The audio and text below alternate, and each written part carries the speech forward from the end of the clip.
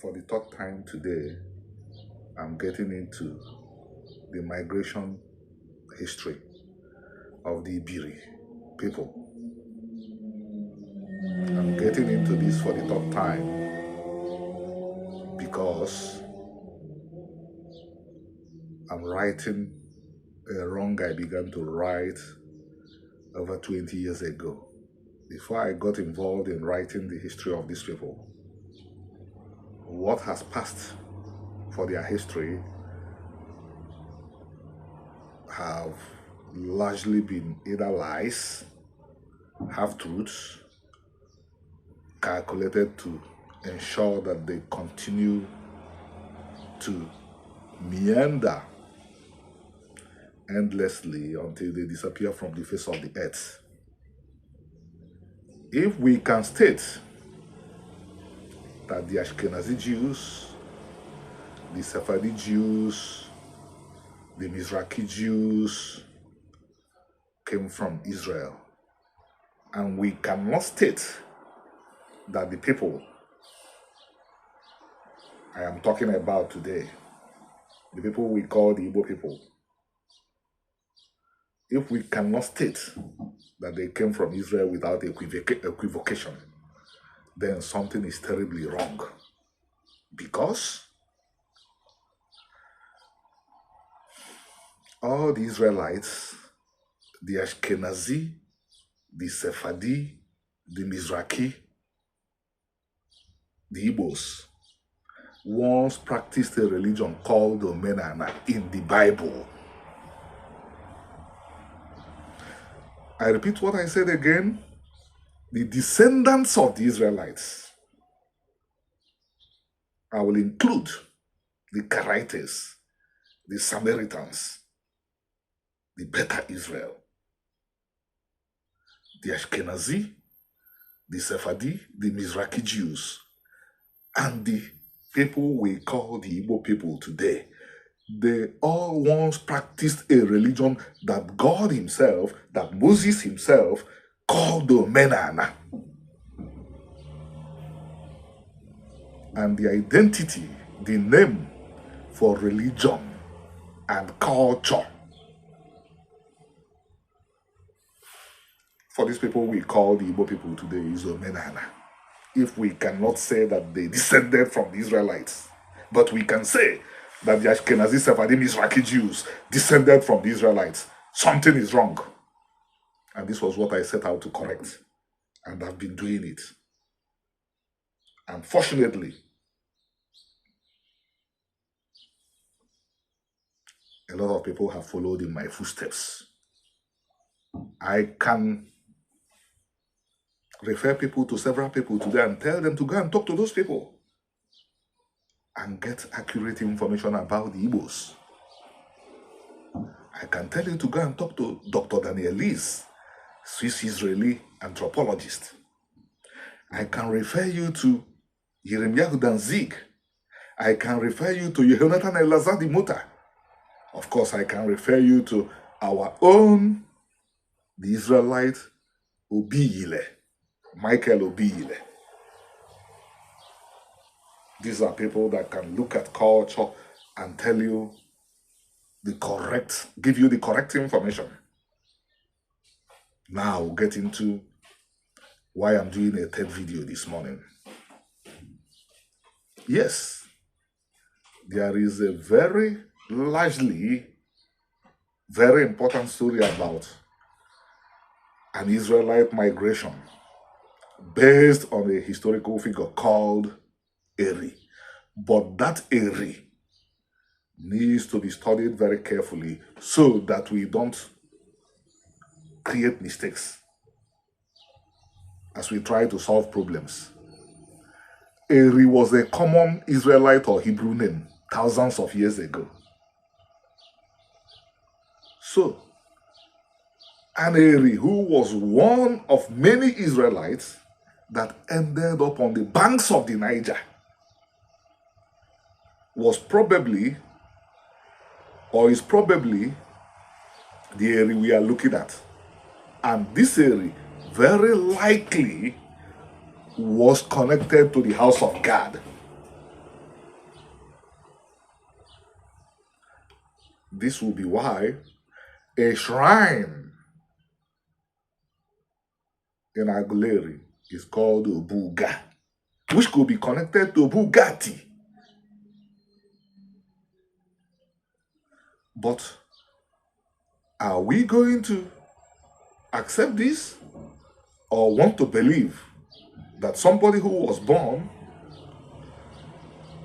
probably in the land of Canaan but was moved to Egypt, where the Hebrews spent hundreds of years, was the same person that traveled down through the Niger to the Omambala tributary? It doesn't make sense.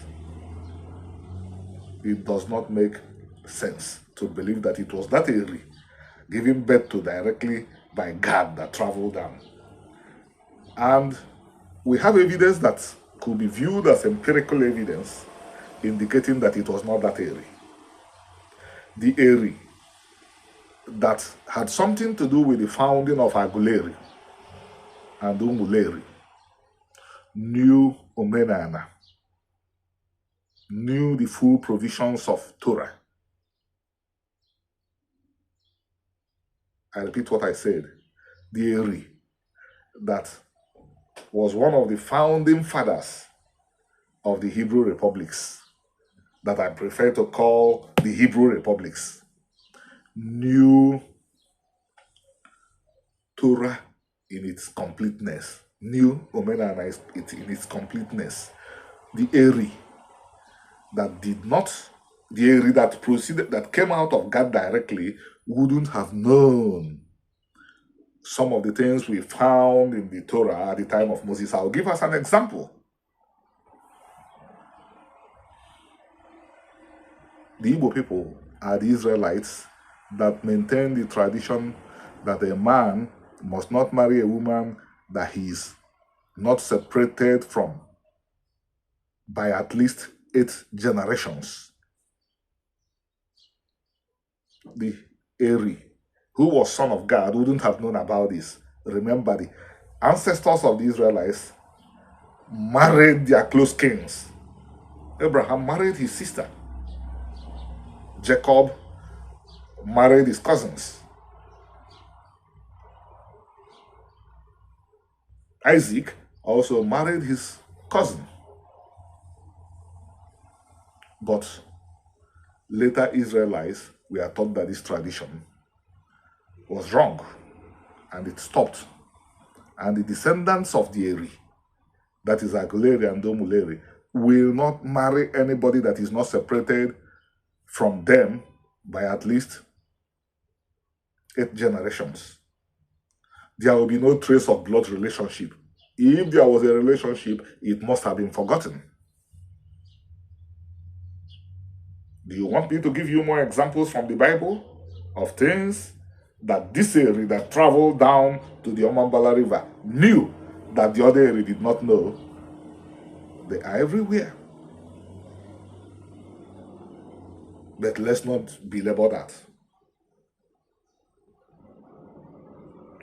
And then, we are the Igbo people solely descended from God? No. This is one of the, this narrative is being pushed by people who want to continue diminishing the Igbo people. Strangely, they think that coming from Judah and coming from Levi have more prestige than coming from God. So they believe that the best thing when they want to concede that the Igbos came from Israel is to say that they came from God. No. My friend Festus Okenyi, he lives in Oman today, is more Judean than anybody you can think of.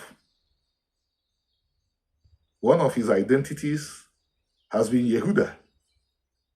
For at least 1,000 years, he comes from the community called Judah in Enugu State.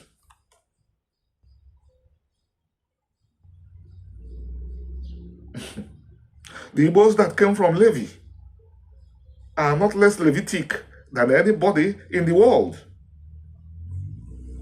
The Nri people still do those things the Levites did in the times of the Bible. In the state of Israel, if somebody takes his life by suicide, if the standards of the Bible are to be used, purifications have to be carried out, because Israelite tradition says that the person has committed an abomination. It is only the people that we call the Igbo people today that understand everything about this tradition. Purifications have to be carried out. Go and read things fall apart. People I would call clowns, some of them are even Igbo, try to deny that the Igbo people came from Israel. And I don't blame the Igbos completely, because their brothers and sisters, the Ashkenazi, the Sephardi, the state of Israel, that should have,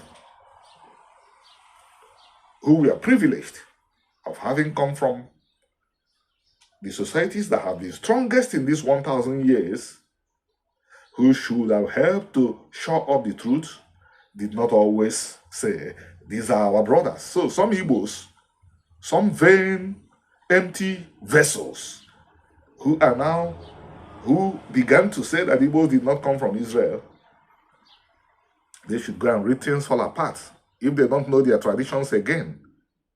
Achebe documented what I just said about purifications as a necessity when suicide is committed. These clowns also say that the missionaries taught the Igbos Israelite traditions. So missionaries taught the Igbos to view suicide as an abomination, when Christianity does not even see suicide as an abomination. So missionaries taught the Igbos how to divide the Igbo land 1,000 years ago. And the Igbo land was divided exactly the way Joshua divided the land of Israel. So, you want to talk about Igbo history, foundational history? Talk to me. Talk to the fellows I mentioned. Talk to every member of Omenana Defenders. And you'll get the truth. And is this history extremely important? It is. Thank you.